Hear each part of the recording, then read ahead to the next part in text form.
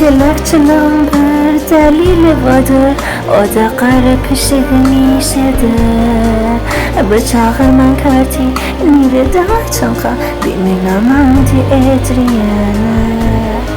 Adriana tiyanlar, garip işik tafiliya, o zahmetini çekiptir.